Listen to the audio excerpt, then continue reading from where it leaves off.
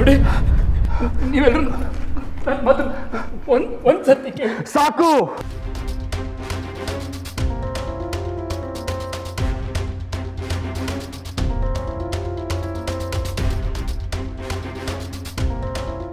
ಇನ್ನು ಕೇಳೋ ಶಕ್ತಿ ನನಗಿಲ್ಲ.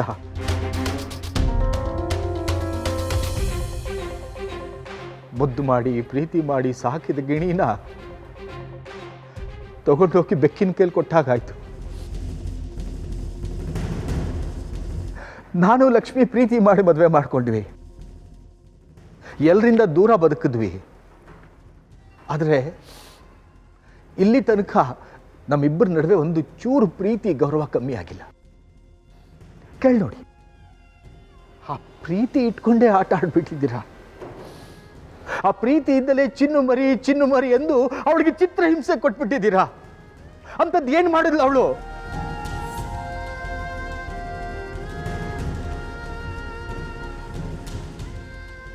ನೀವು ಆಡೋ ಮಾತು, ನೀವು ನಡ್ಕೊಳ್ಳೋ ರೀತಿ, ಅದನ್ನೆಲ್ಲ ನೋಡಿ ನೀವು ಒಳ್ಳೆಯವರು ಅಂತ ನಂಬಿದ್ದೆ. ಆದರೆ ಸೂಟು ಬೂಟು ಹಾಕ್ಕೊಳ್ಳೋರೆಲ್ಲ ಯಾವಾಗಲೂ ಒಳ್ಳೆಯವರಾಗಿರೋಕ್ಕಿಲ್ಲ ಅಂತ ನಿಮ್ಮನ್ನು ನೋಡಿದ್ಮೇಲೆ ಗೊತ್ತಾಯ್ತೈತೆ. ನಿಮ್ಮ ಹತ್ರ ಹಣ ಇರ್ಬೋದು, ಆಸ್ತಿ ಇರ್ಬೋದು, ಆದರೆ ಪ್ರೀತಿ ಕೊಡೋ ಒಳ್ಳೆ ಮನಸ್ಸೇ ಇಲ್ವಲ್ಲ. ಇನ್ನು ನಿಮ್ಮ ಹಣ ಆಸ್ತಿ ಇದ್ದು ಏನು ಪ್ರಯೋಜನ?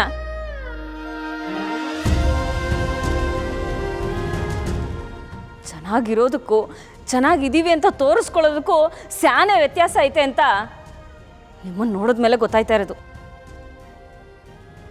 ಗಂಡ ಹೆಂಡತಿ ನಡುವೆ ಪ್ರೀತಿ ಅನ್ಯೋನ್ಯತೆ ಇರಬೇಕು. ಆಗಲೇ ಒಬ್ಬರ ಮೇಲೊಬ್ಬರಿಗೆ ವಿಶ್ವಾಸ ನಂಬಿಕೆ ಬರೋದು. ಆ ವಿಶ್ವಾಸ ನಂಬಿಕೆನೇ ಆ ಸಂಬಂಧನ ಉಳಿಸುತ್ತೆ, ಬೆಳೆಸುತ್ತೆ. ಆದರೆ ನೀವು ಇದ್ಯಾವುದನ್ನು ಉಳಿಸ್ಕೊಂಡಿಲ್ಲ. ನಾನು ನಿಮಗೆ ದೇವರ ಸ್ಥಾನ ಕೊಟ್ಟಿದ್ದೆ. ಒಂದು ದಿನ ನಿಮ್ಮನ್ನು ನಾನು ಏಕವಚನದಲ್ಲಿ ಮಾತಾಡಿಸಿಲ್ಲ, ನಿಮ್ಮ ಹೆಸರು ಹಿಡಿದು ಕರೆದಿಲ್ಲ.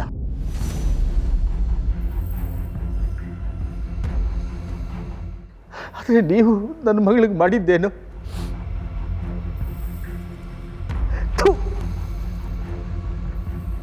ನನ್ನ ಮಗಳು ಸಾಯಕ್ಕೆ ಹೋಗಿ ಬದುಕು ಬಂದಮೇಲೆ ನಿಮ್ಮನ್ನು ನಂಬ್ಕೊಂಡು ನನ್ನ ಮಗಳನ್ನ ನಿಮ್ಮ ಜೊತೆ ಕಳಿಸ್ಕೊಟ್ವಲ್ಲ, ಅಯ್ಯೋ ಎಂಥ ತಪ್ಪು ಮಾಡಿದ್ವಿ ಅಂತ ನಮ್ಗೆ ಈಗ ಅರ್ಥ ಆಗ್ತಿದೆ. ಜಾನವ್ರೆ, ನೀವೇನು ಯೋಚನೆ ಮಾಡಬೇಡಿ. ಈ ರೀತಿ ಹೆಣ್ಮಕ್ಳಿಗೆ ಹಿಂಸೆ ಕೊಟ್ಟವನ್ನ ಹಂಗೆ ಬಿಡೋದಕ್ಕಾಗೋದಿಲ್ಲ. ಸರಿಯಾಗಿ ಬುದ್ಧಿ ಕಲಿಸ್ಬೇಕು. ಇನ್ನೊಂದ್ಸಲ ಯಾವ ಹೆಣ್ಮಕ್ಳ ಬಗ್ಗೆನೂ ಕೆಟ್ಟದಾಗ ಯೋಚನೆ ಮಾಡಬಾರ್ದು. ಹಂಗೆ ಬುದ್ಧಿ ಕಲಿಸ್ತೀನಿ. ಬುದ್ಧಿ ಕಲಿಯೋ ಹಾಗೆ ಇದ್ದಿದ್ರೆ ಇಷ್ಟು ದಿವಸ ಯಾಕೆ ಬೇಕಿತ್ತು? ನನ್ನ ತಂಗಿ ಎಂಥವಳು ಅಂತ ಎಲ್ರಿಗೂ ಗೊತ್ತು.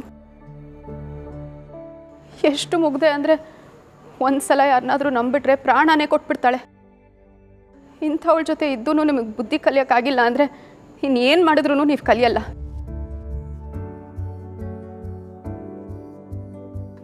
ಜಾನಿಯವರೇ ನೋಡಿ, ನಿಮಗೆ ನನ್ನ ಪ್ರೀತಿ ಏನು ಅಂತ ಗೊತ್ತು ತಾನೆ. ನಾನು ನಿಮ್ಮನ್ನು ಎಷ್ಟು ಪ್ರೀತಿಸ್ತೀನಿ ಅಂತ ಇವ್ರಿಗೆಲ್ಲರಿಗೂ ಗೊತ್ತಿದೆ. ಜೀವನದಲ್ಲಿ ಪ್ರೀತಿ ಏನು ಅಂತಾನೆ ಗೊತ್ತಿಲ್ಲದೆ ಬೆಳೆದವನು ನಾನು. ನೀವು ಬಂದ ಮೇಲೆ ನನಗೆ ಪ್ರೀತಿ ಏನು ಅಂತ ಗೊತ್ತಾಯ್ತು. ಅದರ ಅರಿವಿಲ್ಲದೆ ನಿಮ್ಮನ್ನು ಪ್ರೀತಿಸೋದ್ರಲ್ಲಿ ನಾನು ತಪ್ಪು ಮಾಡಿರ್ಬೋದು ಜಾನಿಯವರೇ. ಆದರೆ ನಿಮಗೆ ನೋವು ಮಾಡಬೇಕು ಅಂತ ನಾನು ಯಾವತ್ತೂ ಜೀವನ ಮಾಡಿದವನಲ್ಲ, ಯಾವತ್ತೂ ಅಲ್ಲ. ದಯವಿಟ್ಟು ನನ್ನ ನಂಬಿ. ಇಷ್ಟೆಲ್ಲ ಆದಮೇಲೂ ನಾವೆಲ್ಲರೂ ನಿಮ್ಮನ್ನು ನಂಬೇಕಾ? ಮೊಸಳೆ ಕಣ್ಣೀರು ಹಾಕ್ತು ಅಂತ ನಾವು ಅದು ಬದಲಾಗಿದೆ ಅಂತ ಅದ್ರ ಮುಂದೆ ಹೋಗಿ ನಿಂತರೆ ಅದು ತನ್ನ ಮುಂದೆ ನಿಂತಿರೋದು ಒಳ್ಳೆಯವರ ಕೆಟ್ಟವರ ಅಂತ ಯೋಚನೆ ಮಾಡುತ್ತಾ? ಇಲ್ಲ, ಅದಕ್ಕೇನಿದ್ರು ಅದ್ರ ಹೊಟ್ಟೆ ತುಂಬಿಸ್ಕೊಳ್ಳೋದಷ್ಟೇ ಯೋಚನೆ ಇರುತ್ತೆ. ನನ್ನ ಮಗಳಿಗೆ ಇಷ್ಟೆಲ್ಲ ಕಷ್ಟ ಕೊಟ್ಟಿರೋ ನಿಮ್ಮನ್ನ ನಾನು ಹೇಗೆ ನಂಬಿ ನಿಮ್ಮ ಜೊತೆ ಕಳಿಸ್ಕೊಡ್ಬೇಕು ಹೇಳಿ? ನನ್ನ ಮಗಳನ್ನಂತೂ ಯಾವುದೇ ಕಾರಣಕ್ಕೂ ನಿಮ್ಮ ಜೊತೆ ಕಳಿಸ್ಕೊಡಲ್ಲ. ಇಲ್ಲ ಅತ್ತೆ, ದಯವಿಟ್ಟು ಹಾಗೆ ಹೇಳ್ಬೇಡಿ. ಜಾನ್ವಿಯವ್ರನ್ನ ಬಿಟ್ಟು ಬದುಕೋ ಶಕ್ತಿ ನನಗಿಲ್ಲ, ಜಯಂತನಿಗಿಲ್ಲ ಅತ್ತೆ. ಹಾಗೆ ಬದುಕಬೇಕಾಗಿರೋ ನಡ್ಸ್ಕೊಂಡಿದ್ದ ರೀತಿನ ಇದು?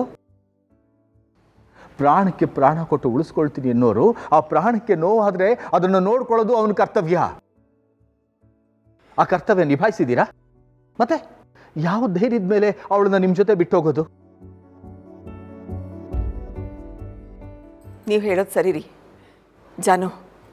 ಇವನಿಗೆ ನಿನ್ನ ಜೊತೆ ಬದುಕೋ ಅರ್ಹತೆ ಇಲ್ಲ. ನಡಿ ಹೋಗೋಣ ಬಾ.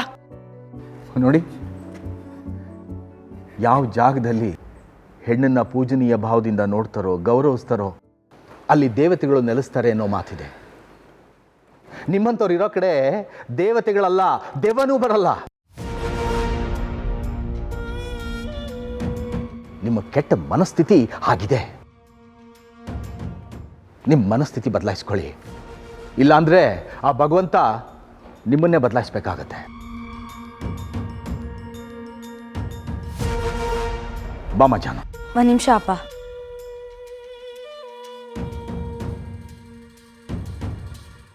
ನನಗಿನ್ನೂ ಒಂದು ಕೆಲಸ ಮಾಡೋದು ಬಾಕಿ ಇದೆ, ಅದನ್ನು ಮಾಡಿ ಮುಗಿಸ್ಬಿಡ್ತೀನಿ. ಇವರಿಂದನೇ ದೂರ ಹೋಗ್ತಿದ್ದೀನಿ ಅಂದಮೇಲೆ ಇವ್ರು ಕಟ್ಟಿರೋ ತಾಳಿ ಯಾಕೆ?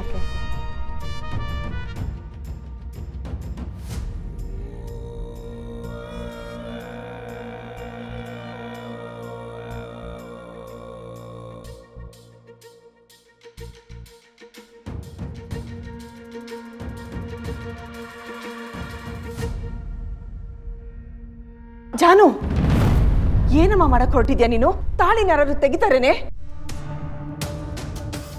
ಅಮ್ಮ, ಇವರಿಗೆ ಬೆಲೆ ಇಲ್ಲ ಅಂದಮೇಲೆ ಇವ್ರು ಕಟ್ಟಿದ ತಾಳಿಗೆ ಬೆಲೆ ಇರುತ್ತಾ ಹೇಳು?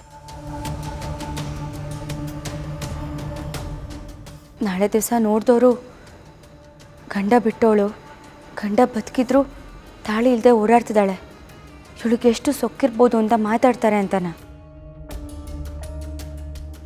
ಯೋಚನೆ ಮಾಡಬೇಡಮ್ಮ, ಈಗ ಕಾಲ ಮುಗ್ದೋಗಿದೆ. ಹೆಣ್ಮಕ್ಳು ಗಂಡ್ಮಕ್ಳಿಗಿಂತ ತುಂಬಾ ಮುಂದೆ ಇದ್ದಾರೆ.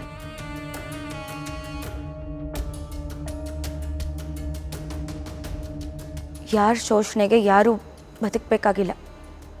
ಬದುಕಕ್ಕೆ 1000 ದಾರಿಗಳಿದ್ದಾವೆ. ಇವ್ರು ಕೊಡೋ ಚಿತ್ರಹಿಂಸೆನ ಸಹಿಸ್ಕೊಂಡು ಯಾಕಮ್ಮ ಬದುಕಬೇಕು? ತಾಳಿ ಕಟ್ಟುವಾಗ ಹೇಳಿದ ಮಂತ್ರದಿಂದ ಇವ್ರ ಮಮತೆ ಹುಟ್ಟಲಿಲ್ಲ.